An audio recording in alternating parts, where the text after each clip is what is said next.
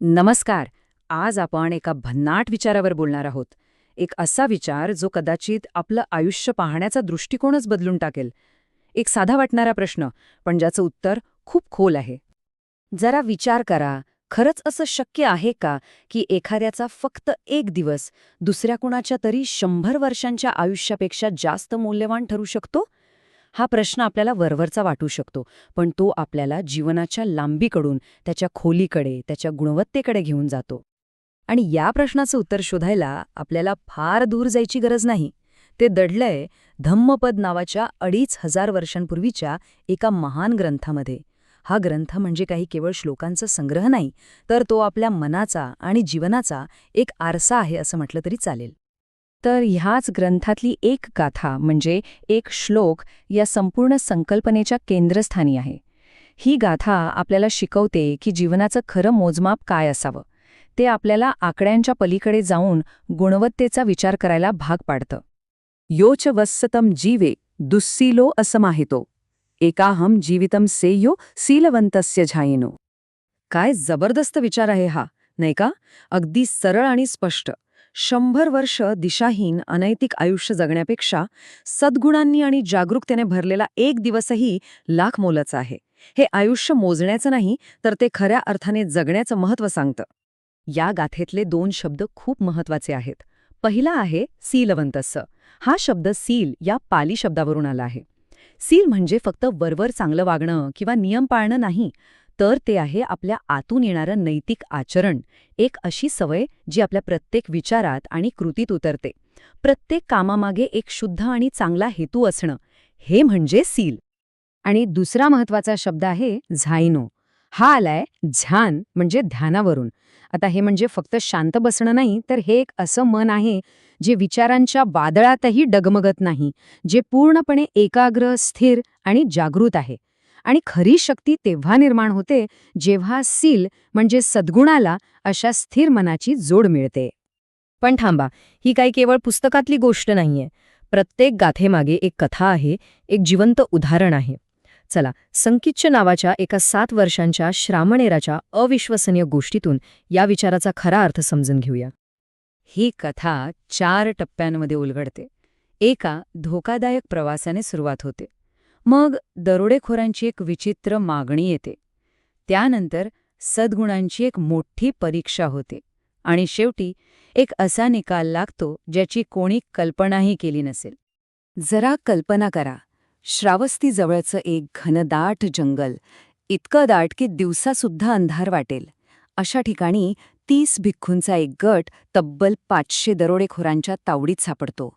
आणि त्या दरोडेखोरांना जंगलातल्या देवतेसाठी एका माणसाचा बळी द्यायचा असतो. विचार करा, काय भीतिदायक वातावरण असेल तिथे. हे आकडे बघा. एका बाजूला 500 सशस्त्र दरोडेखोर आणि दुसऱ्या बाजूला बळी म्हणून स्वतःला सादर करणारा अवघ्या 7 वर्षांचा एक लहान मुलगा, संकिच्च. काय प्रचंड असमान लढत होती ही.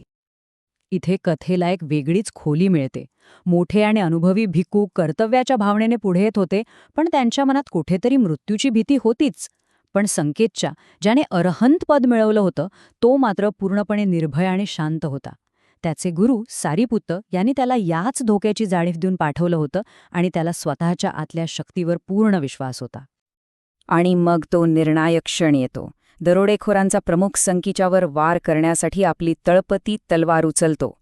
पण संकीच्याचं मन ध्यानाच्या इतक्या खोल अवस्थेत, त्या झाण अवस्थेत स्थिर होतं की जणू काही त्याच्याभोवती एक अदृश्य कवचच तयार झालं होतं.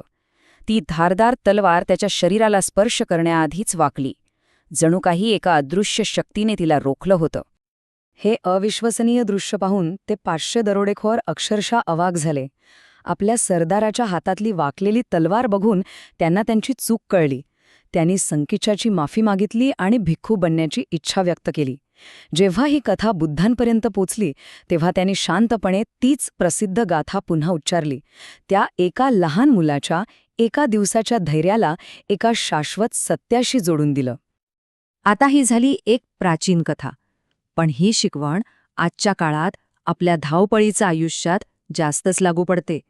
चला बघूया, याचा आपण आपल्या दैनंदिन जीवनात कसा वापर करू शकतो. आपण 2 प्रकारचं आयुष्य जगू शकतो. एक आहे दुस्सिलो, म्हणजे ऑटो पायलट मोडवरचं जीवन, जिथे आपण फक्त घटनांवर प्रतिक्रिया देत राहतो, आपलं मन सतत भरकटलेलं असतं. आणि दुसरं आहे सीलवंतस, म्हणजे हेतुपुरस्कार जीवन, जिथे प्रत्येक कृती विचारपूर्वक, सजगतेने आणि नैतिकतेच्या आधारावर केली जाते. हे कुठे लागू होतं? उदाहरणार्थ, आपल्या ऑफिसमध्ये नकारात्मक वातावरण आहे. कोणी टीका केली की लगेच प्रतिक्रिया देण्याऐवजी एक क्षण थांबून शांतपणे विचार करणे. ही आहे सीलवंतस्य वृत्ती. दुसरं उदाहरण म्हणजे डिजिटल युगात आपलं सतत विचलित होणारं मन. शेकडो नोटिफिकेशन्सच्या काळात एका कामावर लक्ष केंद्रित करणं हे झायनो मनाचं लक्षण आहे. आणि तिसरं म्हणजे अवघड नात्यांमध्ये. भावनेच्या भरात बोलण्याऐवजी समोरच्याचं ऐकून घेऊन संयमाने वागण्यात सील आणि झान दोन्हींची शक्ती कामी येते. चला, आता नुसतं बोलण्यापेक्षा एक छोटीशी कृती करून बघूया. एक लहानसा सराव, जो आजपासूनच सुरू करता येतो आणि जो आपल्या दिवसाची गुणवत्ता नक्कीच वाढवू शकतो. हे खूप सोपं आहे. दिवसातून फक्त एकदा कोणत्याही महत्त्वाच्या संवादापूर्वी किंवा कृतीपूर्वी फक्त 1 सेकंड थांबा आणि स्वतःला विचारा, मी जे बोलणार आहे किंवा करणार आहे ते कुशल आहे का? ते माझ्यासाठी आणि इतरांसाठी चांगलं आहे का? हा एक छोटासा पॉज आपल्या प्रतिक्रियेला एका हेतुपुरस्सर आणि सजग कृतीत बदलतो. तर या सगळ्या विवेचनाचं सार हेच आहे, आपण किती वर्ष जगलो यापेक्षा ते क्षण आपण कसे जगलो, कोणत्या गुणवत्तेने जगलो हेच जास्त महत्त्वाचं आहे. एकाग्रतेने आणि सद्गुणाने जगलेला एक क्षणसुद्धा दिशाहीन 100 वर्षांपेक्षा श्रेष्ठ आहे. आणि शेवटी हा प्रश्न आपल्या सगळ्यांसाठी आहे.